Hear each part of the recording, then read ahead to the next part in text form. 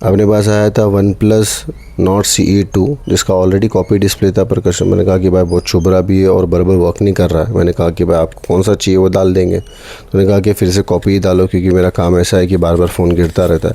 तो मैंने जो है फटाफट से जो है इनको कॉपी डिस्प्ले डाल के, जो है थोड़ा अर्जेंट था तो इस वजह से जो है मैंने पूरा वीडियो नहीं बता पाया। तो जो है मैंने देखो रिपेयर करके जो है मैं फटाफट से, यानी 1-2 घंटे के अंदर ही मैंने कस्टमर को फ़ोन लेके गया, फ़ोन बना के भी दे दिया और जो है वो बहुत खुश भी हो गए, ग्लास वगैरह इस पर लगा के जो है दे भी दिया। तो ऐसे ही मेरी वीडियोस को लाइक करें, सब्सक्राइब करें और कुछ क्वेरी होगी तो DM करें।